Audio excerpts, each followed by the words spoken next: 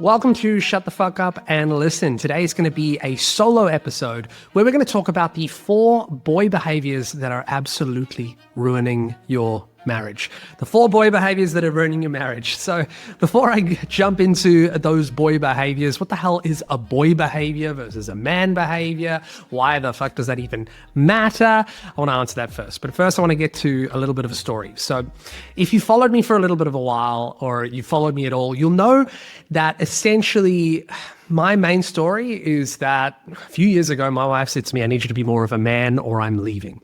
And the moment she said that to me, it was like a punch in the fucking guts. It was a punch in the fucking guts because the moment I told that, I'm like, what do you mean I need to be more of a man? Like, I got balls, don't I? Like, what are you talking about, be more of a man? And it was really tough. I started really rationalizing and getting into like the nitty-gritties of what did that mean?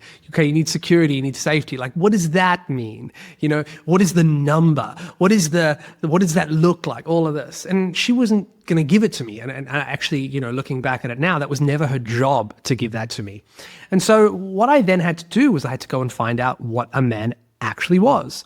And you know, long story short, you know, I did a whole bunch of things. Like I lost a whole bunch of weight, you know, in just trying to look after myself. I started a men's group. I read like shitloads of books on masculinity and all of this. But interestingly enough, I would credit the biggest change for me in understanding boy and man behavior. So ironically enough, I was running a social media agency at the time, and one of my clients was a company called the Rites of Passage Institute. And the head of that was a guy named Dr. Arne Rubenstein. And it was so funny because I'm like making their videos every day, you know, like I was like editing their videos. I was editing Dr. Arne like all the time and listening to his things. And the guy literally wrote a book called The Making of Men. The Making of Men. And so I went and read his book and I learned a little bit more about that. And in it, he had this boy to man model. Now, we'll talk a little bit later about like what he did to get people from boy to man, because I think the process of going from boy to man, you know, is different for every person. You know, like it's a lot of what I do in my coaching, but it's essentially, you know, that's the biggest thing here is this understanding what these boy behaviors are and understanding what healthy man behaviors are. So he wrote this model, and I think he wrote the model like 30 years ago or something. And then I saw this model and I was like, oh my gosh, I need to like embody that. I need to get there, you know? And I found my own way through that. And it was a lonely like journey. And I think the losing of the weight, getting a men's community started together, reading all the books, that was a part of that journey for me. But yeah, you know, my whole journey now, or my whole want now is to bypass that for you or to get you there quicker. And so that's why I'm really excited to like bring you and do this episode for Shut the Fuck Up and Listen, just where I'm literally talking about, you know, each one of the 4, and then you can find your way there. So I want to say like stick around until the end of them because all 4 are incredible. And I think the last one was really a big one for me, and it really took me a while to jump and get over this. So let's go through each of the 4 boy behaviors that are ruining your marriage. So when Dr. Arne wrote it, the first one he wrote is that a boy just wants power and to be the center of attention. Whereas healthy man behavior is knowing that he is part of the universe and he uses his power to serve the community. So let's talk about where this shows up in the world. You know, like if you think about like an 8 to 10-year-old, this is like the boy behavior in this kind of thing. An 8 to 10-year-old really needs all that attention on him. It's like, look at me, look at what I did. You know, I even think back to when I was a kid. I always used to be the kind of kid where, oh gosh, my grandfather always used to say it like, oh, Alessandro just always wants to be the center of attention. Look at him. You know, he even just came to me and told me, look at my poo in the toilet, you know. It's the kind of level of attention that a boy wants. It's like, oh, look at me. I just did something really exciting. Look at me. And so that's like that behavior that you see there. Now, the interesting thing is, and this is, you know, when we're talking about becoming a better husband, when we're talking about why it's ruining your marriage, is you can probably see that like when you really need that attention's not that, it's not that good to be seeking it so much when you're part of a team. So, the healthy man behavior that Arne writes is like, I am part of the universe and use the power to serve the community. Okay. But in this case, when we're talking about husband and wife, the healthy man behavior here is I am part of a team within my relationship and I use my power or gain my power to help the team, right? It's not to just serve my wife, not to just serve myself. It is to help the team. And so I really look at that as like healthy man behavior is like getting that power to help the team of the marriage. And I see this, come up over and over again in men within the marriage. I see it come up when, let's say, they're wanting to get better. They're wanting to do more in the relationship. They're wanting to step up. And so they do the dishes and they go, you should be happy. Look at me. I did the dishes, right? I did the dishes. Just like, it's one of the first ones. It's always, a man like feeling like, but I want like attention for having done something once. I want that attention for having done it once. So I see that in the relationship come up over and over again. I see that. It's like a really big part of it. So boy wants to be the center of attention. And I think it's a really dangerous one. Obviously, we see it in the world come up a lot, I think when we're talking about even the polarizing male bad role models that we've had in society today, I think a lot of them who just want power, that's boy behavior. That's boy behavior. It's not healthy male behavior. It's not understanding that you're part of the community. So yeah, there's definitely an element to this, which is the world, and there's definitely an element to this, which is definitely like being in a relationship, being a better husband. So the next one we're going to talk about boy behavior number 2. And the reason why I'm like skipping over power as well, power doesn't happen so much in the men that I coach. I think it happens more like attention more, but wanting power in the relationship. I find that the men that usually talk to me are passive ones, and the passive, like the men that are probably listening to this, like they lack leadership and initiative. They're not really the over-controlling one. And that's the other side of the pendulum. It's not usually my target audience, but if we're going to talk to them, essentially what I would say is like, that is that wanting power and not knowing that you're part of a community, that is a boy behavior. So yeah, I'm going to move on from that one. We're going to go to number 2. Number 2 is avoids responsibility and can never be wrong. So a boy, 8 to 10-year-old, if you can imagine this behavior here, if you were playing, I don't know, grew up in South Africa and Australia, so I would talk about cricket, but most of my audience is from America, so let's imagine baseball. So a boy 8 to 10 years old is going to be like playing baseball in the backyard, right? And they're going to hit the ball, and they're going to hit it at a sort of weird angle, and they didn't mean to, but it's going to jump up and it's going to hit a window. And the moment it hits the window and breaks the glass, the mother will come out and go, "Who did that? Why did you do that?" Avoids responsibility, never be wrong, can never be wrong. A boy would go, "It wasn't me, it was him, it was them, it was the ball, it was the wind, it was this." It just cannot take responsibility, So what is the healthy man behavior? What's the healthy man alternative to this is I take full responsibility for my action and I admit when I'm wrong. So what I see in relationships a lot, what I see in marriages a lot is this one. I see avoiding responsibility as a huge one. In actual fact, I also see like, it's not fair. Why should I have responsibility or do the responsibility and my wife shouldn't? It's like almost like a foot stamping on the ground going, "Oh, it's not fair. It's not fair." Good. So that's, as soon as I see that, I'm like, yeah, okay, that's that. So one of the things that I coach is full ownership. I take full ownership. So the thing is, like, we have to know this. This is the thing. In every relationship, both partners, or multiple partners, I guess, whatever the relationship is. Every participating part of the relationship, husband and wife, right? Each part has their shit. And when I say shit, I mean like trauma, I mean unmet needs, I mean like triggers, things that were from their past that brought them up. Every partner has their shit. Now, I get it. When people look at my content, they don't really think that. They think that I'm just talking about the man's shit or whatever. But what I'm talking about is responsibility and ownership. So the reason I actually even, target men in the first place specifically, I'm not talking to women because I'm not a woman. I have not had that lived-in experience. I'm talking about men to take responsibility for themselves. And when you're in a relationship, you take responsibility for yourself and you trust. Here's the thing. you trust that your wife will do the same for her. That is the point of it. And she's more likely going to do that. And so what I see often is men not taking responsibility for their actions. It's twofold. Number one, it's that it's not fair. Why should I change when she doesn't? Number two, it's just quite simply defensiveness, rationalism, anything other than ownership. Anything other than ownership. It's like, you've had a busy day.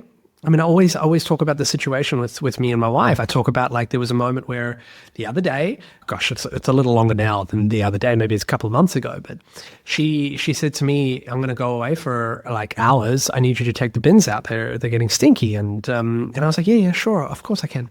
And, then she left and I had to take the dog out for 2 walks. There was 2 loads of diarrhea in the 35-degree sun. It was, I had to do a whole bunch of other things, like clean the kitchen and change the sheets in the bed. And then I had 8 coaching clients in a row. It was like this huge block of coaching clients. And it's because I stuffed up the day before, because I was actually supposed to have somebody else the day before, but then I stuffed that time up, so I had to put them in my lunch break. So anyway, the day was screwed. So the interesting thing was, like when my wife came over, she literally came to me, and the first thing she said, well, you probably imagine the first thing she said, it's not just that the bins weren't taken out. She came to me and she literally said, like, what have you been doing all day? The bins are still here.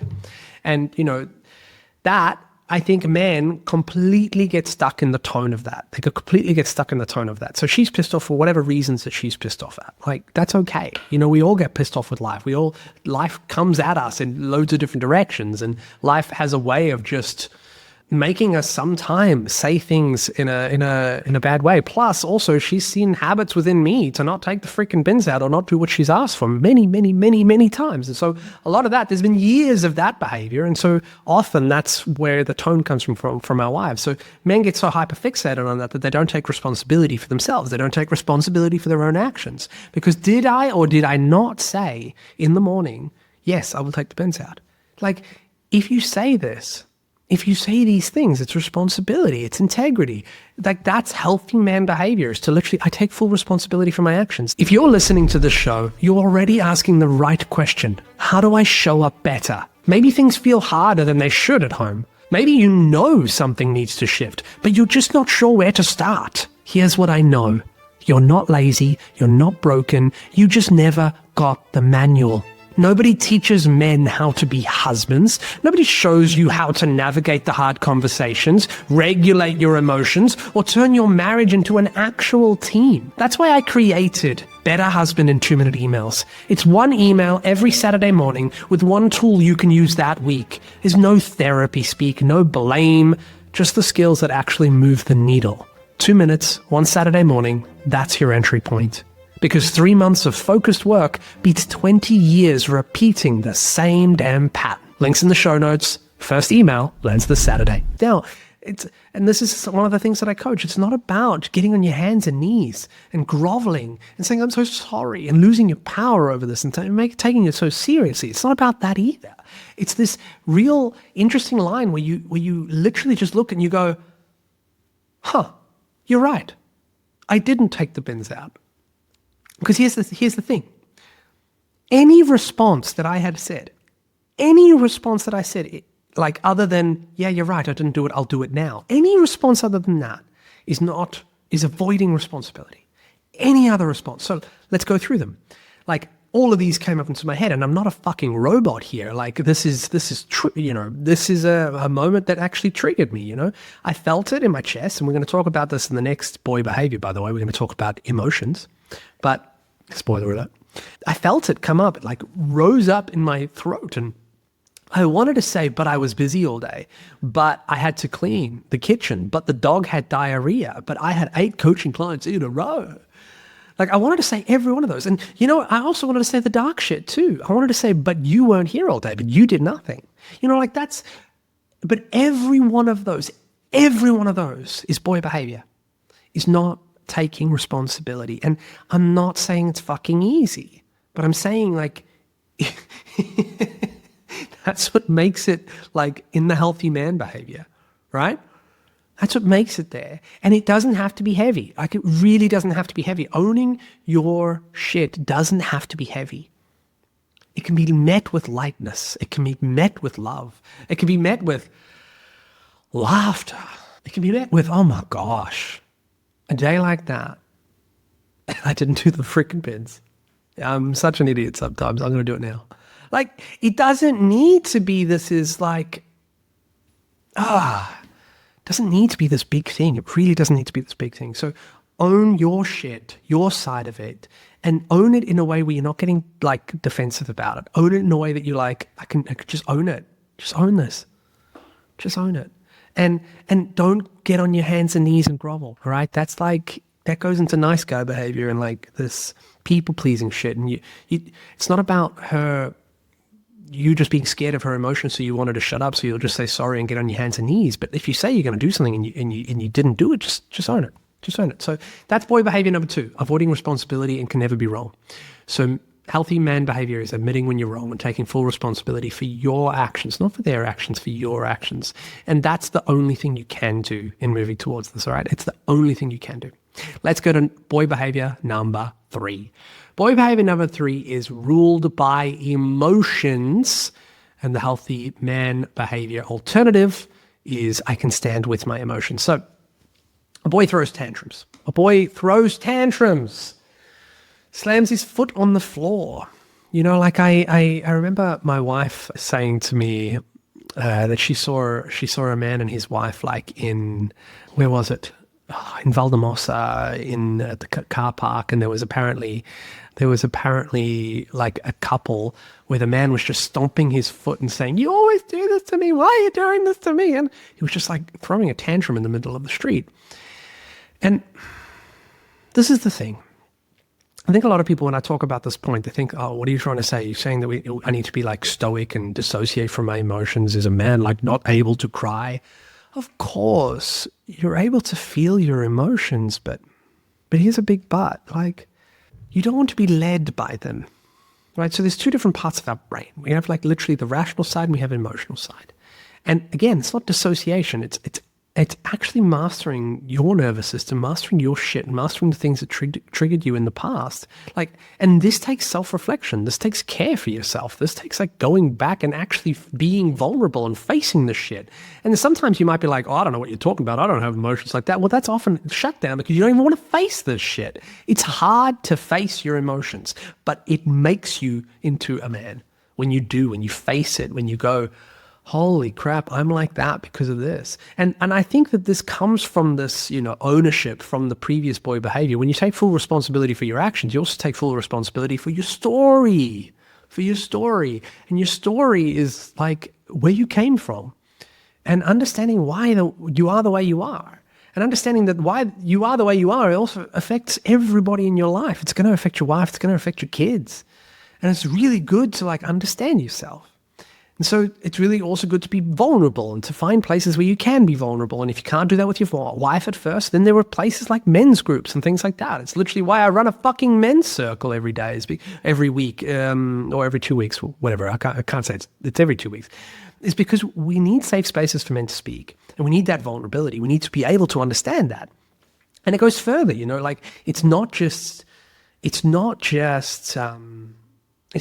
only being vulnerable. It's then, like understanding, why, and then staying with it and facing it and then mastering your nervous system. And that's a whole nother fucking ball game, but that's the sort of stuff that we talk about. But standing with your emotions is really big. So it's okay to feel anger. It's okay to feel frustration, but it's not okay to throw a tantrum. It's not okay to punch somebody. It's not okay to slam your fist into the table. It's not okay to let your marriage get to a point where you're at, like, you're shouting at each other and you're saying, we need to fucking get divorced over and over again. That stuff's not okay. Those things cause scars. And yes, she might have like those emotions too. And I don't think that she should get to that place as well. But you have a part in this too.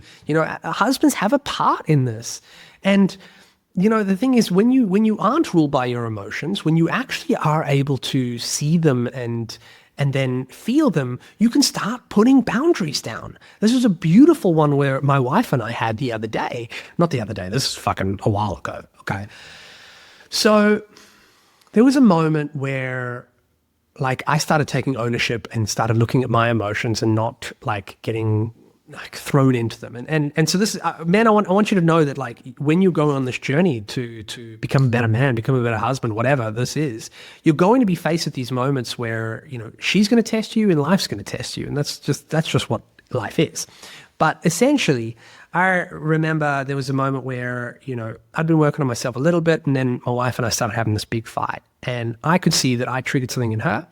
And in the past, that triggering, she then started like being a little bit mean to me. She started being a little bit mean to me. And in that moment, I got really like, I understood. I saw our past fights and I realized that would have been the moment that I would have gotten triggered, and I would have then like gotten sulky, and I would have either said more mean things back to her. And so I stopped then, and I was like, hey, no, that's actually a line. That's actually a line. And that hurts us as a relationship. That hurts us as a relationship. And this will goes into team thinking, which will require its own podcasts in and of itself. And I think I talk about that in my defensiveness workshop and a few other places. But team thinking is really big here. But essentially, I just realized like that was a line that she'd crossed. And if I had been, ruled by my emotions, like I would have then crossed the line back, and then she would have crossed the line back. And then and this is the thing, boys, you know, boy behavior is to literally sit there, stamp your foot and go, but it's not fair. She crossed the line. She crossed the line. Now I have to cross it back. Like that's not the way that you lead in your relationship. It's not the way you lead in your relationship, and it won't get you anywhere. And yes, it is sometimes not fucking fair, but it's not going to get you anywhere. Do you love this woman or not? And so if she does cross a line, it's okay. You understand that she also has her triggers and her pile of shit as well. And so you can draw a boundary at this point. You can draw a boundary at this point, and you can be like, hey, this is going somewhere where I don't think it's going to be good for both of us. And our relationship means a lot to me, and so I think we need a time out. But we will come back to it. And, you know, then you can slow it down. Right? Give her time to go back to rational mind and get back into team thinking. And so I did that with my wife. I remember the first time that happened, it was such a huge thing I saw. I was like, fuck, I stopped this fight. And of course she wanted to dig further. And I was just like, no, we're not going to do that right now. I held firm. I was like, I'm not going to be sucked into this. And then the next day I was able to, you know, literally talk with my wife and go, hey, like, I'm sorry for what started the fight. But there was a certain line, there's no but as well. I was sorry for what started the fight. We cleared that up. And then I was like, and now there's another thing here. There was a certain line that you crossed here. And I believe that line there is something that hurts our relationship. And I believe when we fight, we got to not get to that point. Or if we get to that point, I'm like, one of us should call a timeout, because I think that's really good for our relationship. And since then, never crossed that freaking line again. Never crossed that line. And I think that line is different for every relationship. So, but this is what I mean by ruled by emotions versus I can stand with my emotions. It's like, you got to be able to eventually get to a place where you can be in the fire of it, and you're not sitting there going, it's not fair that somebody's so angry at me back. It's not fair, because it just doesn't work. It just doesn't work. It's like somebody's got to be the one that stands up to that. Somebody's got to be the one that changes that. May as well be fucking you, okay? May as well be you. Probably have less fucking hormones that go through your body every month. So that's boy behavior number 3. We're going to get to the last one. This is the spicy one. The spicy one. So the final boy behavior from Dr. Arne Rubenstein's boy behavior to healthy man behavior model is a boy just wants a mother, whereas a healthy man seeks a relationship with the feminine. So we might look at this and it might be really difficult to understand, what the hell does that mean? Like, what do you mean I just want a mother? Is this like whole Oedipus complex? Is this the whole essentially, psychology, like a boy just wants to sleep with his mother? The thing is, one thing that I do really take from psychology and a lot of my work and what I do with my coaching, the one thing that I really see a lot is how our mothers were in our lives is often how our mother showed up in our lives is often how we expect, if we haven't gone through any conscious thought of this, is often how we expect or we want our women or our wives to basically love us. So for me, like I knew it that my mother, a lot of the time she treated us like friends. My brother and I, she treated us like friends. And that meant that in my relationships, I really wanted somebody to nurture me, care for me, because I didn't really have that. I didn't really have that with my mother. I didn't really have like a mother.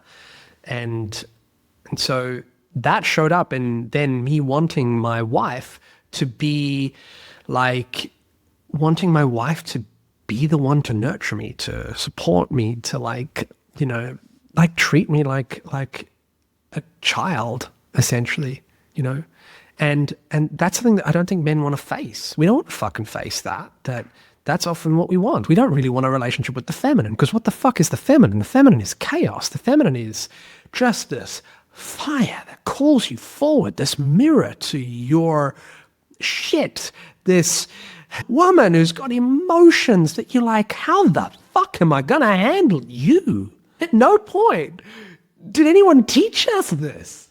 No point does someone come up and go, yeah, like, you're going to be fucking tested. You're going to be tested because your whole drive is going to want peace, but she wants to build a home. And you're going to need to be the one that loves that. Like, we don't get taught that. We get taught that, I need to be nurtured and cared for. And, that's boy behavior. Boys want a mother, whereas a man seeks a relationship with the feminine.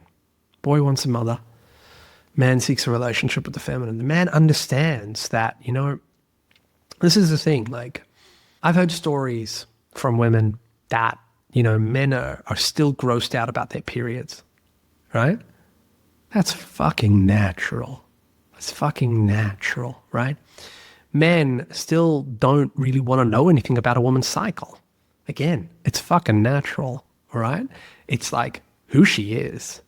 Men don't really want to handle her emotions. Men just want her to cook. And, I hear this over and over again. I see it in some people as well. I see it in some clients. Men just want, like, they earn money. They just want her to fucking cook for them all day. That's you wanting a mother. That's not you wanting a relationship with a teammate.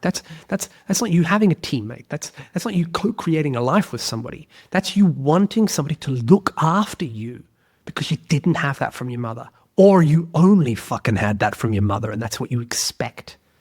It's a boy behavior. It's a boy behavior. The feminine is stunning. The feminine is fucking stunning. When you truly have a woman that calls you forward, that is like a mirror to all that you are, which is like this incredible force. That's what the feminine is. It's an incredible force. And when you want a relationship with that, like that's what a healthy man is. And that's what we've got to get to as men. We've got to get to a space where we're not eroding the feminine. We're not trying to diminish the feminine. Just bring it up because it is beautiful. Like my wife pushes me every fucking day. Every fucking day. Like I can have the best month ever, like business-wise or something like that. And I'll be like, honey, I got the best month ever business-wise. And she will still say, did you get the milk? Did you take the bins out? And I'm like, but she will push. And that's good. And that's good. And here's the thing, often I'll see it in a lot of my clients. They really just want their wives to be quiet because they cannot handle her emotions. They cannot handle her emotions. And they really want to fix things because they're kind of cowards. And I hate to say the word like coward, but like you're trying to fix her because you cannot handle her, which gives her the feeling that you want her to be less, which is actually true. You do want her to be less. And so, yeah, that for the last time here, that's a boy behavior. That is a boy behavior. It is not a healthy man behavior to want to fix her, to want her only to nurture you, to want only the good without taking who she is. That's you just wanting a mother.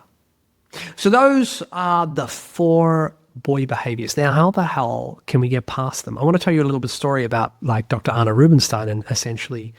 So one thing about this model, I've gone through like 4 main behaviors. The 4 boy behaviors are wants power and to be the center of attention. And the healthy man behavior is I am part of the universe and use the power to serve the community.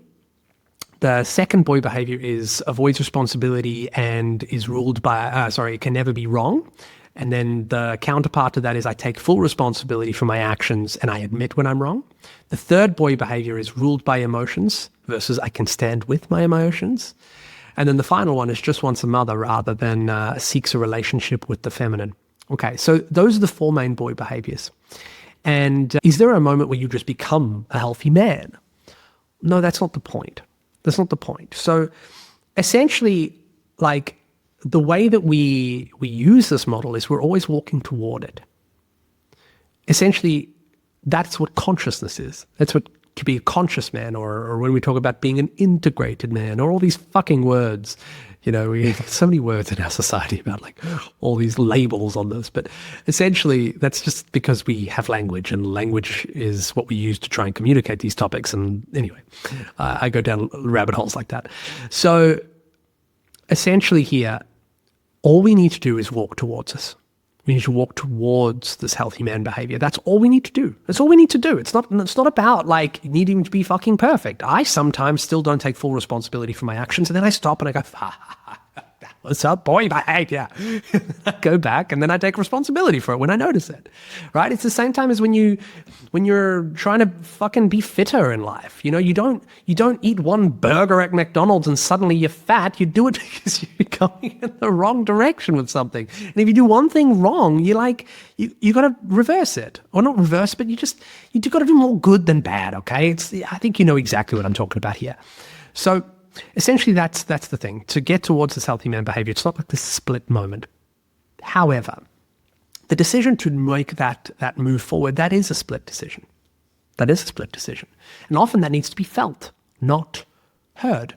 Like, you can't necessarily just go, oh, you know what? I'm not going to be a boy anymore. I'm just going to be a healthy man. And then you just let your boy behaviors run all the time. You know, like I see this over and over again in relationships where women go, my God, I sent my husband all your videos. He watched all your videos. He said he was going to change. And then he didn't fucking change. Nothing happened. And that solely is because we've lost something within our society. And I truly believe this. We've lost the rite of passage. Now, let me tell you again about Dr. Arne Rubenstein.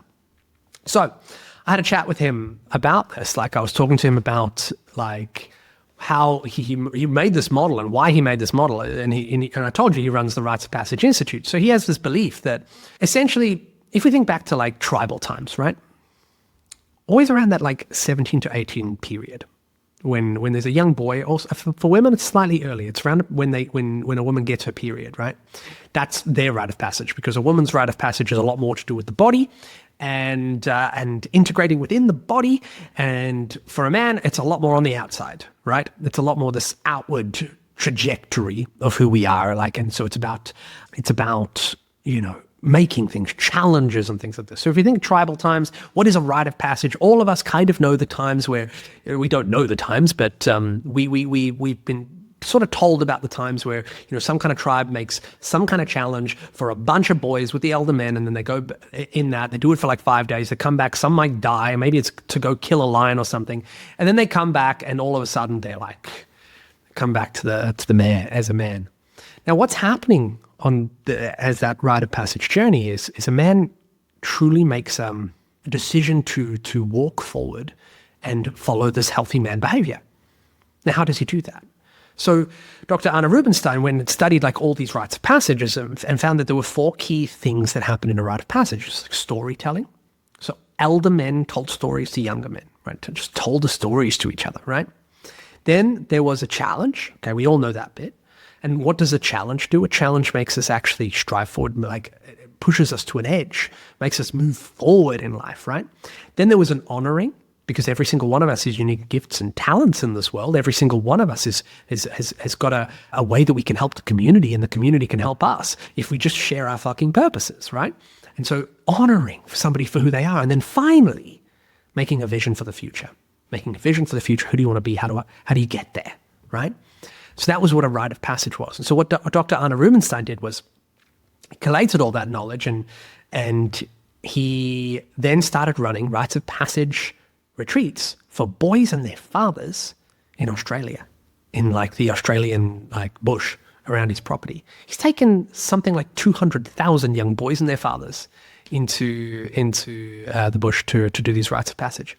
And I'm talking to him about it, and he said this thing to me, which was like, I believe that we live in a world run by boys because all of these boys have not had a rite of passage. And so that's why I'm giving these 17-year-old boys a rite of passage. And then I was like, but wait, Arne, I'm one of the boys that got left behind. And in actual fact, I think it's almost everyone that I know. All the other men that are around me that don't really feel like they're fucking men yet. How do we help them? Because so he's big in prevention, and I really love what he does. But I was like, how do we help them? Like, it's really fucking important. This is really fucking important. How do we help the men that never had this? Don't have other stories to help them, a challenge to make them feel that they can fucking grow. Honoring, to be told that they fucking matter for who they are. And to be given the tools on how to fucking build a vision for their future. No one's giving them that. And that was actually that was the moment where I decided I was going to go into this work. That was the moment where I want to do this. That's what I want to do. I want to help other men go through that moment because I never fucking had that. I never fucking had that. Other men need that. We got like men who are like 50 years old who still have this boy behavior. 60 years old. Shit, like my oldest coaching client is 75 years old. Still has boy behavior. And so that's where I've dedicated my life to. And that's why I'm doing things like, even today, like I just launched my first post about my first retreat, the Better Husband Retreat in Sri Lanka. And yeah, it's to become a better husband, but that is a rite of passage retreat to stop the boy behavior and make that healthy man behavior to move towards that. Like I care about that. I care about that transition so fucking much. I didn't have it. And I want to create that in other men. And so, again, if you're not being able to come to my retreat, that's not why I'm making this and telling you that right now. Number one, if you can come to the retreat in March 2026, March 8th to 14th, fucking click the link below. But essentially, it's those four elements. It's story. It's hearing stories from other men, different ages. It's going through a challenge, challenging yourself within a community. It's having a community honor you somehow. And it's to build a vision for your future. It's so fucking important. A rite of passage is so important. We've lost it within our society. And so we're going to bring it back. And that's how we get rid of these boy behaviors and co-demand behaviors. Of course, we can do what we can with coaching. Like, that's why I'm fucking fully booked until April within my coaching. It's like, I deal with this shit over and over again. I care about this shit. But, yeah, that gives you the understanding of all of it. So that's it for the podcast episode today. Make sure you subscribe if you haven't already, especially if you want to do the work of becoming a better husband. And if you want to go and do the work for free right now, click the link for my Better Husband in 2-minute emails. All right, I'll see you next week.